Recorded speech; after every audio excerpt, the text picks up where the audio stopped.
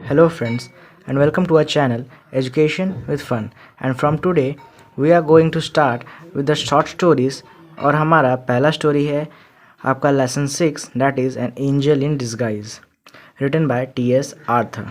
ये स्टोरी थोड़ा लेंदी है पर पूरा इजी है, आप अच्छे से समझ जाओगे। तो चलिए बिना टाइम वेस्ट किए स्टार्ट करते हैं आपका chapter 6 that is an angel in disguise.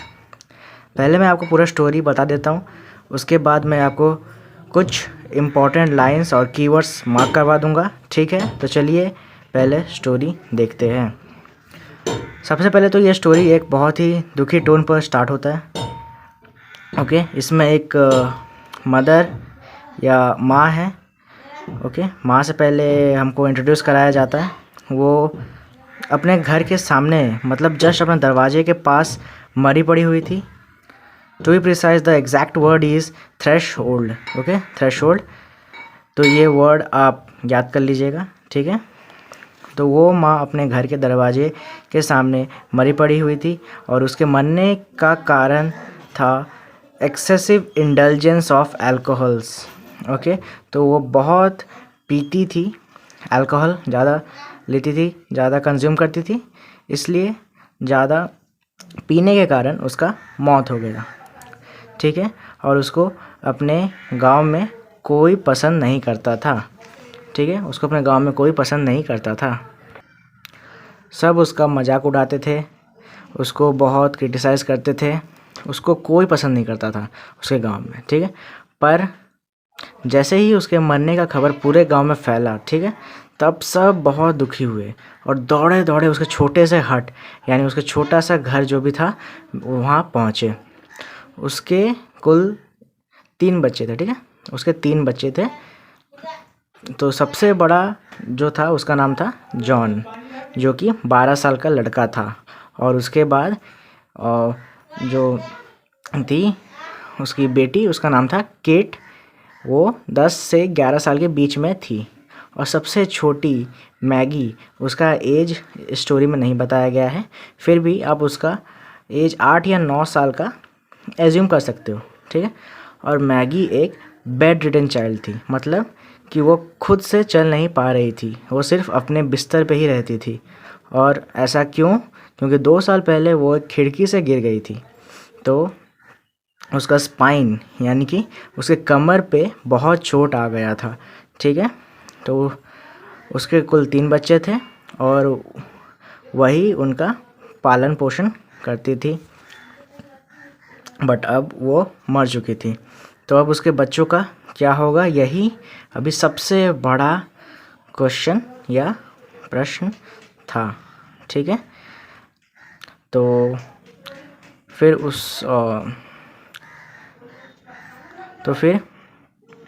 उसी समय एक आदमी था जोन्स नाम का, वो एक फार्मर था। उन्होंने अपनी वाइफ के साथ डिस्कस करने के बाद डिसाइड किया कि वो जॉन को अपने साथ ले जाएंगे और उसका ख्याल रखेंगे। फिर एक और मिसेस एलिस नाम की एक महिला थी, उन्होंने भी डिसाइड किया कि वो केट को अपने साथ ले जाएगी क्योंकि उसको एक मेड यानी नौकर की ज़रूरत थी, ठीक है। तो वो केट को अपने साथ ले जाएगी। तो so she made the choice of Katie. पर कोई भी मैगी को अपने साथ नहीं ले जाना चाहता था क्योंकि वो एक बेड रिडन चाइल्ड थी। ओके, बहुत सारे लोगों ने उसके लिए कुछ कपड़े और खाना लाया, पर कोई उसको अपने साथ नहीं ले जाना चाहता था। फिर उनमें से किसी एक ने कहा कि उसे अनाथ आश्रम भेज देना चाहिए क्योंकि वहाँ पे उसका अच्छी तरह से ख्याल रखा जाएगा, जो कि उसके पास्ट कंडीशन से तो बहुत ही अच्छा है, ठीक है। उसके मरने के अगले दिन उसे गाड़ दिया गया यानी उसे दफन कर दिया गया, उसका अंतिम संस्कार किया गया, ठीक है।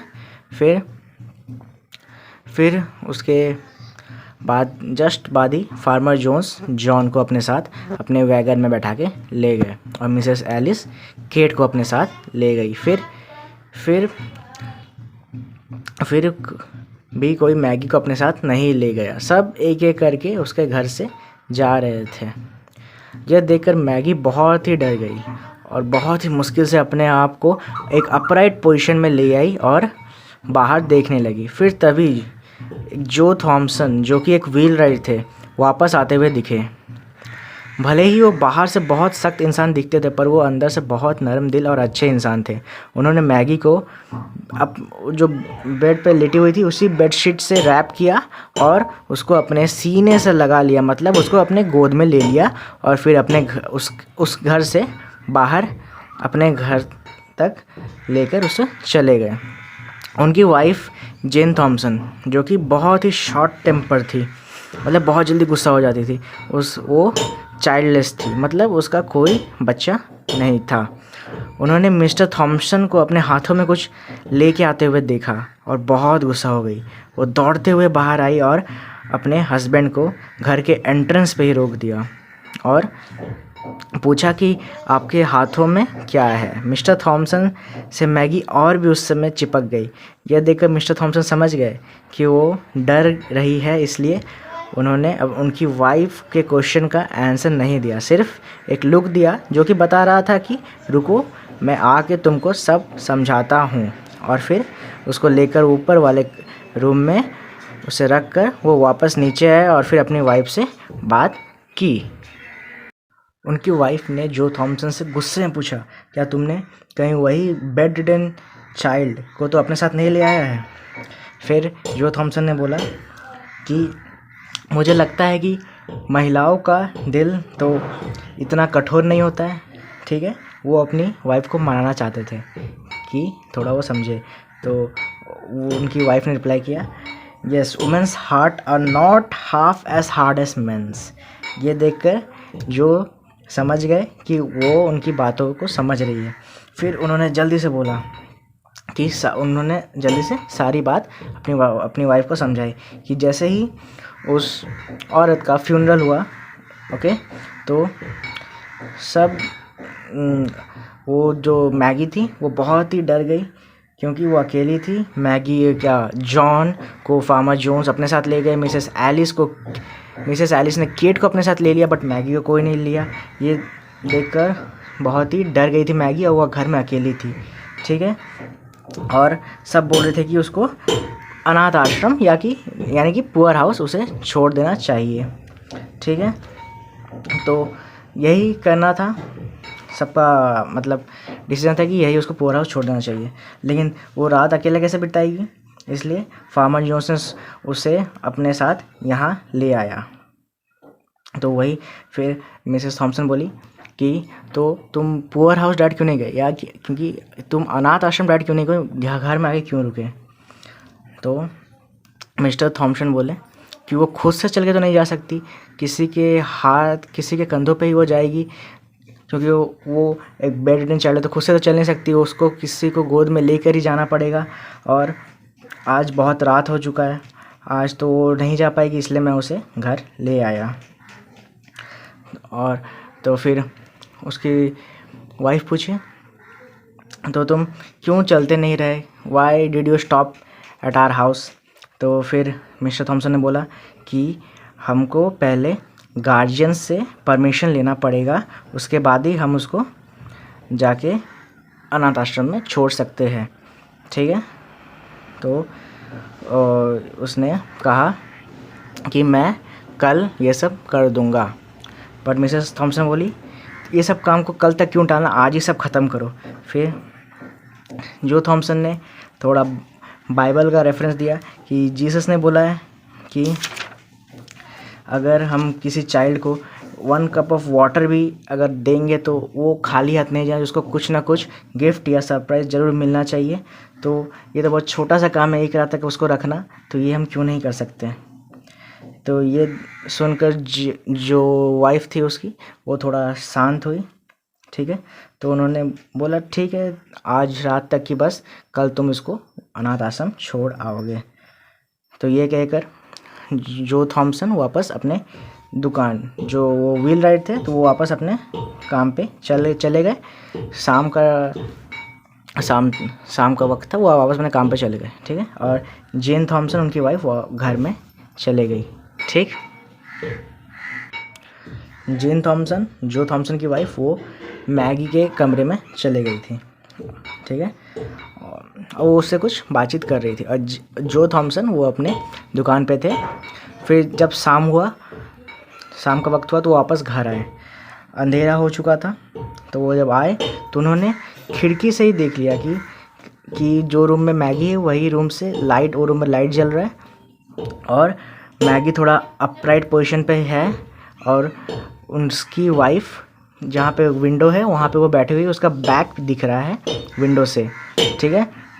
तो ये देखकर वो समझ गए कि दोनों के बीच में कुछ बातचीत हो रहा है, क्योंकि मैगी का लिप्स भी मूव कर रहा था, वो कुछ बोलते हुए दिख रही थी विंडो से जब जो ने देखा ये सब, ठीक है। तो वो चुपचाप घर में घुसे। उन्होंने सोचा कि अभी उस टॉपिक को उठाना सही नहीं होगा, मैगी के टॉपिक को। तो उन्होंने पहले जाके अपने हाथ पैर धोए और फिर अपनी वाइफ को बुला के पूछा कि आज डिनर में क्या है, अभी खाना बना कि नहीं। तो उनकी वाइफ ने रिप्लाई किया, बस बन गया है, तुम आओ खाना डिनर करेंगे। तो ये बोलकर उसकी वाइफ किचन की ओर चले गई। फिर जो थॉमसन गए मैगी के पास। फिर उससे कुछ बातचीत की, उससे कुछ क्वेश्चन पूछे कि तुम्हारा नाम मैगी है? तो वो बोली, यस सर मेरा नाम मैगी है, ठीक है। फिर उन्होंने पूछा तुमको कब से ये चोट लगा, कब से तुम बीमार हो? तो उसने बोला बहुत दिनों से मैं हूँ। फिर उसने पूछा क्या डॉक्टर तुमको देखने आए थे? तो उसने कहा हाँ वो आते थे। फिर उसने पूछा जो ने पूछा बहुत दिनों से नहीं आए हैं ना? तो फिर मैगी ने बोला यस वो बहुत दिन से नहीं आए बट आते थे। फिर जो ने पूछा क्या तुमको अभी दर्द हो रहा है? फिर मैगी ने बोला हाँ होता है बट अभी नहीं हो रहा है। फिर जो ने पूछा कब तुमको दर्द होता है? फिर मैगी ने बोला आज सुबह मेरा साइड एक किया था, मतलब साइड दर्द दे रहा था और मेरा बैक दर्द दिया था जब आपने मुझे उठाया था गोद पे। फिर जो ने पूछा क्या तुमको गोदी में उठाने से दर्द देता है या थोड़ा हिलाने से भी? तो उसने बोला हाँ देता है पर अभी दर्द नहीं दे रहा है, जब से मैं इस सॉफ्ट बेड पर लेटी हूँ तब से मुझे और दर्द नहीं दे रहा है, ठीक है। फिर वहाँ से जो थॉमसन की वाइफ का वॉइस आया कि डिनर रेडी है, आओ डिनर करेंगे। तो फिर थोड़ी बाद रूम में थोड़ा झांकी भी, तो फिर जेन थॉमसन ने जो के लुक से समझ लिया कि वो बोलना चाह रहे थे कि मैगी को कब डिनर मिलेगा। तो फिर जेन थॉमसन ने समझ लिया उसके लुक से। फिर उसने बोला कि वो वेट कर सकती है जब तक हम अपना खाना खा लेते, उसके बाद मैं उसके लिए भी कुछ ले आऊँगी। फिर जो थॉमसन उठे और गए खाना खाने, डिनर करने। फिर उन्होंने वो टॉपिक नहीं उठाया, वो आराम से खाते रहे। फिर मिसेस थॉमसन, जेन थॉमसन ने अपने हस्बैंड को बोला कि तुम उस बच्चे के साथ क्या करने वाले हो। फिर जो ने बोला कि मेरे को तो लगता है कि तुम जानती हो कि उसको अनाथ आश्रम जाना है। तो फिर उसके बाद कुछ रिप्लाई नहीं आया दोनों तरफ से, ना ही जेन ने कुछ बोला ना ही जो ने कुछ बोला। दोनों अपना डिनर ख़त्म किए। उसके बाद जेन ने उसके लिए एक स्लाइस ऑफ ब्रेड को टोस्ट किया, साथ में बटर और थोड़ा मिल्क दूध लेकर उसके रूम में चल गई। एक कप ऑफ टी भी साथ में था, लेकर उसके रूम में गई। फिर मैगी को दिया, मैगी ने उसे खाया। फिर जेन ने पूछा क्या ये अच्छा लगा तुमको? तो उसने कहा या it feels very good, it was very good, उसको बहुत अच्छा लगा उसने कहा, ठीक है। तो उसके बाद सब डिनर वाला ख़त्म हुआ। फिर नेक्स्ट डे जब वो लोग ब्रेकफास्ट के लिए बैठे तब उन्होंने फिर पूछा, नहीं उन्होंने बोला कि हम मैगी को और 1-2 दिन तक रख सकते हैं क्या, जो से जेन ने बोला, ठीक है। तो जो ने बोला ठीक है, आज मैं नहीं देखूँगा गार्जियंस को, मैं कल देख लूँगा, अभी हम और 2 दिन रख लेते हैं। तो ऐसे ही करते करते ना ही वो आज उन्होंने गार्जियन से परमिशन लिया, ना ही कल, ना ही परसों, ऐसे करके उसने परमिशन लिया ही नहीं, मैगी उनके साथ ही रहने लगी, ठीक है।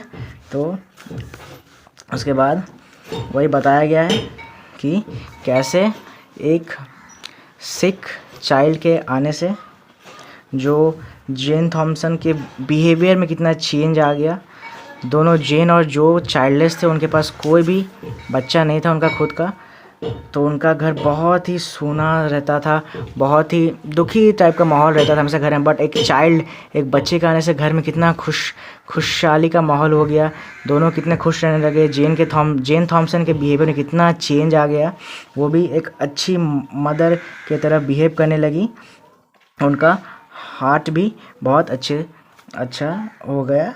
ठीक है, तो वही बताया गया है कि एक एंजल उनके घर में आई जिसने उनके बिहेवियर को चेंज कर दिया बिल्कुल, और उनके बहुत ही सुनसान घर को, बहुत ही जो दुखी माहौल था उसको खुशहाली से भर दिया। With it the angel had spread happiness into the little house of जो थॉमसन, तो उसका घर बहुत ही खुशहाल माहौल से भर गया। ठीक है, तो अब हम आपको कुछ कीवर्ड्स और इम्पोर्टेंट लाइंस बता देते हैं। ठीक है, देखिए, idleness, vice and intemperance had done them their miserable work and the dead mother lay cold and still amid her rest children. Okay, तो इधर idleness, vice और intemperance ये 3 ठो कीवर्ड है। जब आपसे पूछा जाएगा क्वेश्चन कि वो मदर क्यों मरी, कैसे मरी, तो ये 3 ठो कीवर्ड आप यूज़ कीजिएगा। ठीक है, आइडलनेस मतलब लेजीनेस, वाइस मतलब इमोरल, इनटेम्परेंस मतलब एक्सेसिव इंडल्जेंस इन अल्कोहल्स। ये 3 रीजंस की वजह से उन चिल्ड्रंस की मदर का डेथ हो गया। ठीक है, फिर death touch is the spring of a common humanity, it is an example of oxymoron. Okay, फिर यहाँ डेस्पाइज, स्कॉफ्ड एट, डेनाउंस। डेस्पाइज का मतलब हेटेड, स्कॉफ्ड एट का मतलब मेड फन ऑफ, डेनाउंस का मतलब क्रिटिसाइज्ड पब्लिकली। ये सब चीज़ उस माँ को अपने गांव में झेलना पड़ता था, सब उसको हेट करते थे, उसका मजाक उड़ाते थे, उसको क्रिटिसाइज करते थे।